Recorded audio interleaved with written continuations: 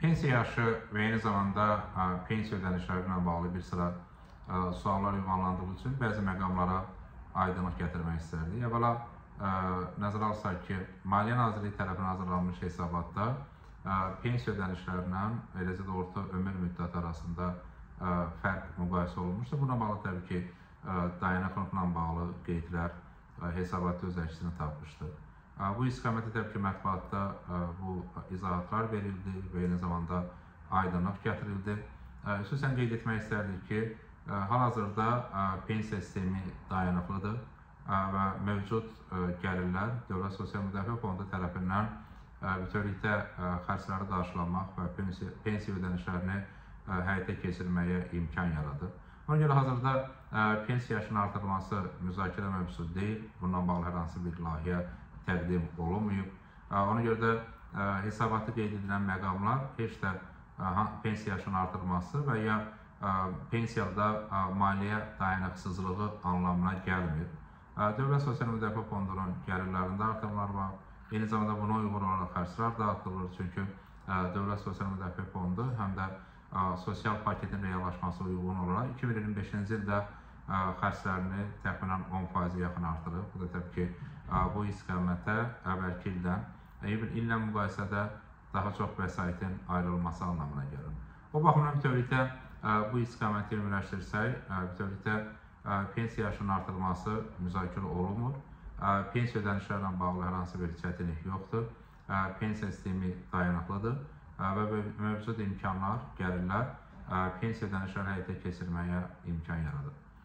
İkinci məqam təbii ki, pensiya ödənişləri vaxtı ilə bağlı idi. Biz pensiya ödənişlərin paytaxt, iri şəhərlər və rayonlar üzrə eyni vaxtda həyata keçirilməsini təklif edirik. Nəzərə alsaq ki, bəzi pensiyaçılarımızın kredit öhdəlikləri var və digər öhdəlikləri var. Ona görə daha məqsədə uyğun olaraq ki, bütövlükdə pensiya ödənişləri respublika üzrə, ölkəmiz üzrə eyni vaxtda və ya daha yaxın günlərdə həyata keçirilsin. Proses elektronlaşır, təbii bu imkan verir ki, praktik olaraq bu ödənişləri daha qısa müddətdə həyata keçirmək mümkün olsun. Ona görə biz pensiya ödənişləri zamanı paytaxt, iri şəhərlər və ya rayonlarla bağlı hər hansı bir bölgünün aparılmasının tərəfdarı deyilik və məqsədə uyğun hesab edirik ki, ödənişlər eyni vaxtda və ya yaxın günlərdə həyata keçirilsin. Yəni, əgər paytaxt ödənişlər ayın 10 olursa, rayonlarda növbəti gün həyata keçirilsin. Yəni, və ya ayın 5-i paytaxtda olursa, artıq ayın 6-sı rayonlarda ödənişlər həyata keçirilir. Yəni, bir neçə gün ərzində respublika üzrə ödənişlərin həyata keçirilməsi məqsədə uyğundur. Çünki praktik olaraq Dövlət Sosial Müdafiə Fondunun büdcəsi var, yığımlarda çətinlik yoxdur, hər hansı bir çağırışlar yoxdur, sistem elektronlaşıb, bu baxımdan təbii ki, ödənişləri daha qısa intervalda, yəni müddətdə həyata keçirmək mümkündür. Bu təbii ki, həm də imkan verə bilər ki, xüsusən də müəyyən öhdəliklər olan, o cümlədən təbii ki, kredit və sair öhdəliklər olan vətəndaşlarımızın ödənişlərində hər hansı bir çətinliklər yaranmasın.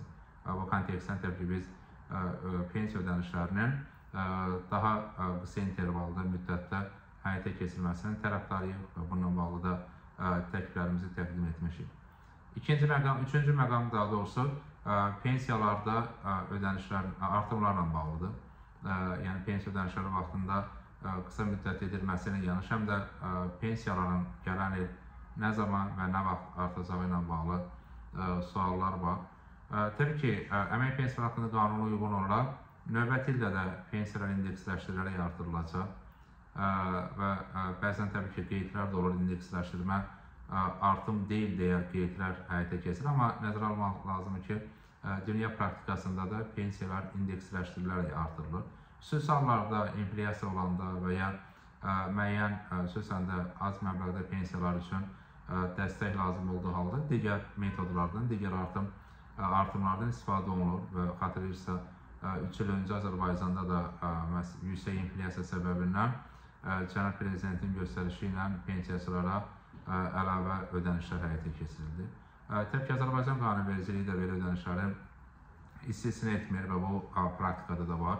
2026-cı ildə isə təbii ki, biz ilkin olaraq pensiyaların indeksləşdirərək artırılmasını müşahidə edəcəyik. indeksləşdirmə, yəni pensiyanın indeksləşdirilərək artırılması 2026-cı ilin yanvar ayından etibarən reallaşacağı gözlənilir. Təbii ki, bununla bağlı qərar fevral ayında verilir, amma yanvar ayından etibarən pensiyanın indeksləşdirilərək artırılması həyata keçirilir və gözlənilir ki, növbəti ildə də məhz fevral ayında Cənab Prezident tərəfindən sənədin imzalanması, amma yanvar ayından etibarən ödənişlərin, yəni artımların hesablanması və ödənilməsi fevral ayında yanvar və fevral ayının artımlarının birgə verilməsi həyata keçiriləcək. Artım faizi ilə bağlı fərqli yanaşmalar var. Sadəcə bir məqamı qeyd etmək istərdik ki, artımlar əvvəlki ildə orta aylıq əməkdəki artım faizinə uyğun olaraq həyata keçirilir. Yəni 2025-ci ildə orta aylıq əmək nə qədər artacaqsa, 2026-cı ildə də pensiyalar o qədər artırılacaq. Hələlik təxminən 9% ətrafında artım olacağı gözlənir, amma bu rəqəm təbii ki, dəyişə bilər. Çünki ilin sonunda illik artım faizi nəzərə alınmaqla artımlar həyata keçirilir. Çünki bəzi hallarda 9.5% əmək haqqı artır, bəzi hallarda 9%-dən biraz artıq. Amma konkret rəqəm ilin sonunda növbəti ilin əvvəlində bəlli olacaq. Çünki illik artım faizinə uyğun olaraq pensiyaların indeksləşdirməsi həyata keçirilir və il ərzində orta aylıq əmək haqqı nə qədər artacaqsa, bütün növ əmək pensiyaları ona uyğun olaraq artırılacaq. Bura həm yaşa görə əmək pensiyası daxildir, həm əlilliyə görə əmək pensiyası, eyni zamanda valideynlər itirməyə görə əmək pensiyası. Yəni 3 növ əmək pensiyasının hamısında növbəti ildən etibarən artımlar olacaq. Bu təxminən artımlar 1.100.000 vətəndaşımızı əhatə edəcək. Yəni əmək pensiyası alan bütün vətəndaşlarımızda növbəti ildən etibarən indeksləşdirilərək pensiya artımları reallaşacağı gözlənilir. Bu da təbii ki, nəticə etibarilə pensiyacılarımızın sosial təminatın gücləndirilməsi baxımından vacibdir.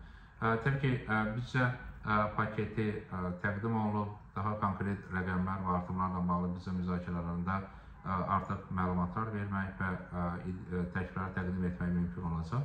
Amma bütün hallarda növbəti ildə də büdcə xərclərinin təxminən 40% sosial istiqamətə yönəldiləcək. Yəni, bu ondan xəbər verir ki, növbəti ildə də sosial istiqamət prioritetliyini qoruyub saxlayacaq.